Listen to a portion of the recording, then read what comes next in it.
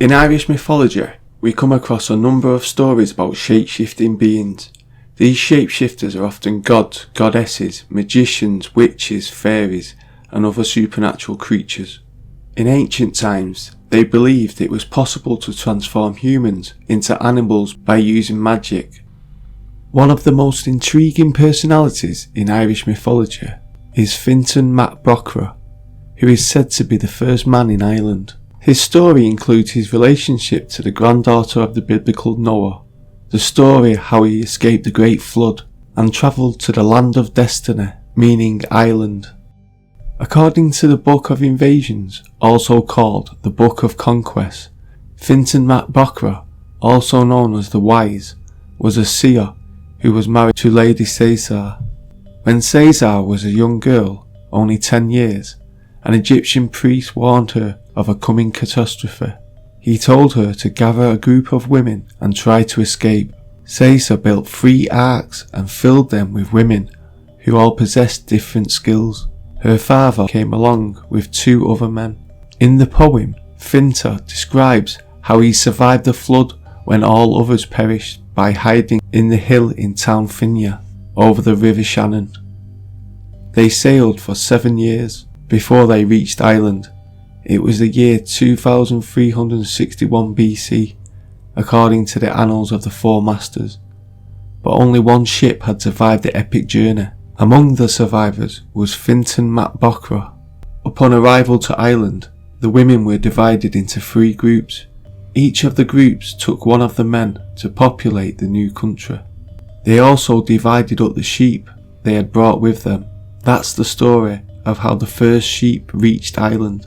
Lady Caesar was together with Fintan mac Brocra, and in time she became a great warrior. As I've mentioned before, shapeshifters are mentioned in many ancient Irish myths and legends, and the story of Fintan mac Brocra is no exception. As in many Irish myths and legends, Fintan is credited with shape-shifting abilities. According to the ancient tales, he could transform himself into a one-eyed salmon, an eagle, and a hawk. It was said he lived for 5,000 years before he left the realm of humans. The story of the flood can be found among all ancient cultures. His great age made him a very wise man.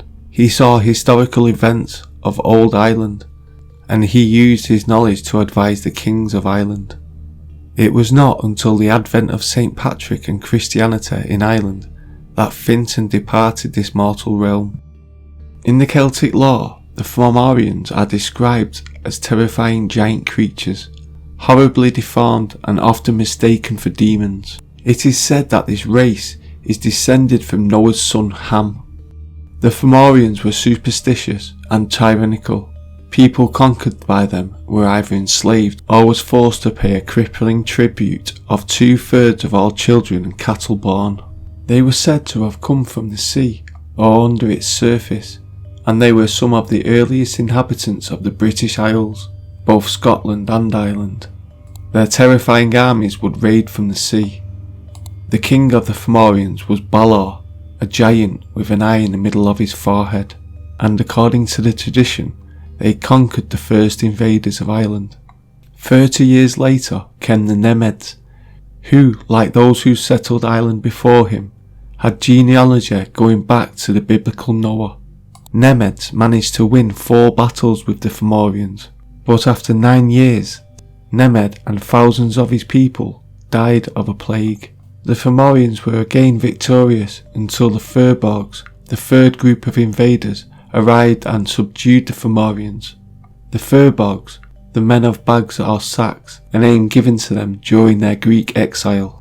The Firbolgs managed to live peacefully with the Fomorians, who decided to give them Ireland, but their hostility against the Tuatha De Danann remained forever. The Tuatha De Danann defeated the Irish giants and forged a ceasefire with the Fomorians. This attempt failed due to the treachery from one side. That resulted in a terrible war between the two races that ended in the Fomorians' downfall. The Orkney Islands are situated in the North Sea.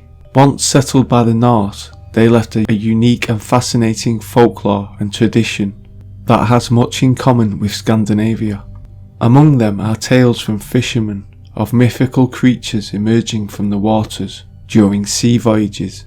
There are stories about a mythological race of dark sorcerers known as the Finn folk. Unique to Orkney and Shetland, these strong and athletic amphibious sea people have always been feared by mortals. They were shapeshifters with unequal boating skills. The Finn folk could step out of the water onto land as they choose, and live easily between the two worlds. Benevolent and threatening, they could punish seamen with terrible storms. On some occasions, they stole humans and brought them to their hidden island homes, where the abducted individuals were forced to remain for the rest of their lives. Except for their daughters, who were mermaids, the Finn folk were fully humanoids, but their bodies were draped with fish-like fins. They had a majestic city of unknown location, but it is usually said to be at the bottom of the sea. To the ancient Celts, nature and animals were sacred and must be treated with respect. The spiritual world was invisible, but there were gateways leading from the material into the spiritual world. The physical world was believed to be much more complex than we can even imagine. The Celtic Tree of Life served as a portal to invisible worlds and was a source to sacred knowledge, guarded by the most enlightened ones. The Celts had a special relationship to nature and believed that animals, plants and trees possessed a spiritual essence. Under certain circumstances, it was possible for humans to establish contact from other invisible realms. The belief in a tree of life is universal, and though the myths vary from culture to culture, some elements always remain almost identical. The Celtic Tree of Life is often depicted showing the branches reaching skyward and roots spreading out into the earth below, symbolising the Druid belief in the link between heaven and earth. People will be familiar with the eternal sacred tree of life in Norse mythology. Civilization of Mesoamerica believed in the cyber tree, that it was powerful. The Aztec and Mayan civilizations also considered this tree sacred. The Kalpa tree, often mentioned in Sanskrit literature, the Celtic Tree of Life is connected to the world of the spirits. Oak was considered the most sacred tree, but they thought every tree had magical properties. Trees were connected to the world of the spirits and their ancestors, and were doorways into other worlds. Celts believed that wise people, such as druids, could communicate with the other world. The Celtic druids were seen as intermediaries between gods and men, as teachers, judges and doctors. The druids, who were priests in ancient Celtic religion, possessed the wisdom of the oak. This sacred knowledge had been handed down through the generations. Thousands of years ago, a godlike race known as the Tuatha De Danann came to Ireland. They brought with them 4 magical treasures that are mentioned in early Irish literature. These treasures include the Stone of Destiny, the Invincible Spear, the Shining Sword, and the Cauldron of Dagda. The Tuatha De Danann are said to have come to Ireland from the north of Europe. They are represented as large, strong and beautiful beings that mingled with mortals and yet remained superior to them. They were believed to be a race of gods or demigods with supernatural powers, human traits and personalities, and a large variety of skills in arts, crafts, music, language, love and war. There were also druids among these people. In the Annals of the Four Masters, also known as the Annals of the Kingdom of Ireland, describe medieval Irish history and were compiled by monks. The story of the Tuatha De Danann, a mythical race of godlike beings with supernatural abilities, is told in these chronicles. They came to Ireland in the mist or cloud across the sea. Their principal residences were a district along the River Boyne near Leinster, one of the provinces situated in the east of Ireland, and the fairy mound of Femin in Tipperary, in the southwestern part of the country. Each member of the Tuatha De Danann has a special significance, skill or capacity, and these sources showed them to be immortal, Prominent members of the Tuatha include Dagda, a chief god associated with fertility, Morrigan, a goddess of war and fate, Nuada, the first king of the Tuatha De Danann.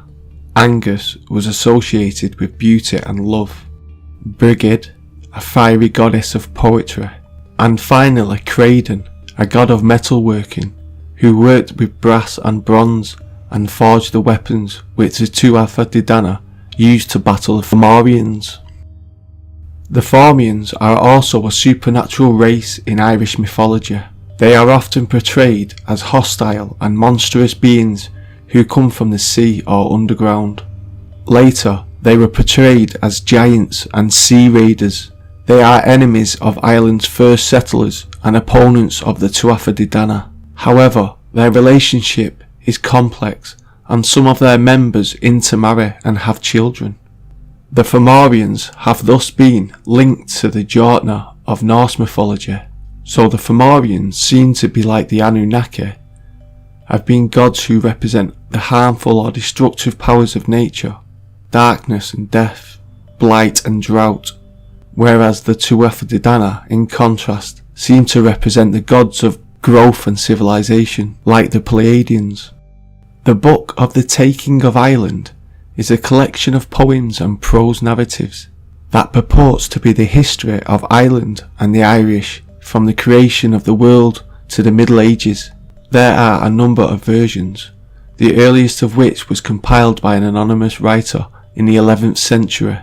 It tells of Ireland being settled or taken 6 times by 6 groups of people, the first being the people of Cessair, the second the people of Partalon, the third the people of Nemd, the fourth the Firbolg, the fifth the Tuatha De Danann, and finally the Milesians. The first 4 groups were wiped out or forced to abandon the island. The 5th group represent Ireland's pagan gods, while the final group represent the Irish people, the Gaels. It is said that during many years the Tuatha De Danann ruled Ireland in peace until the invasion of the Milesians, a tribe of people. The Book of Invasions says that the Milesians are the last mythical invaders of Ireland and are the true Gaelic people that arrived on Ireland's shores. The Tuatha De Danann tried to fight the invaders.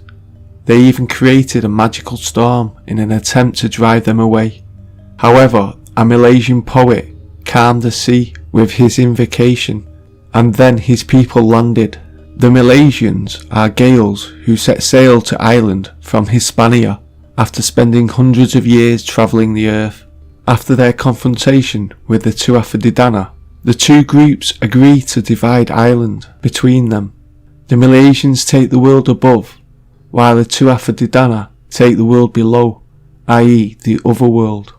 Also, the fairy people of Irish folklore are said to live beneath the hills and are often identified as the remnants of the ancient fabulous race of the Tuatha De Danann. So have any of you noticed that the Milesians sound exactly like the Scottish? So this is how the Scottish and Irish are related. They both came from Spain to conquer Ireland and Scotland. The Liber Gabala, which was written in the 11th century AD by Christian monks, purports to be the history of Ireland and the Irish. It tells us that all mankind is descended from Adam through the sons of Noah, and that a Scythian king named Phineas Farsaid, a descendant of Noah's son, is the forebearer of the Gaels. Phineas, a prince of Scythia, is described as one of the 72 chieftains who built the Tower of Babel. His son Nel wed Scota, daughter of an Egyptian pharaoh, and they have a son named Godelb Glass. Godelb crafts the Gaelic language from the original 72 languages that arose after the confusion of tongues. The Gaels leave Egypt at the same time as the Israelites and settle in Scythia. After some time, they leave Scythia and spend 440 years wandering the earth, undergoing a series of trials and tribulations akin to those of the Israelites, who spent 40 years wandering in the wilderness. Eventually, they reach Hispania by sea and conquer it.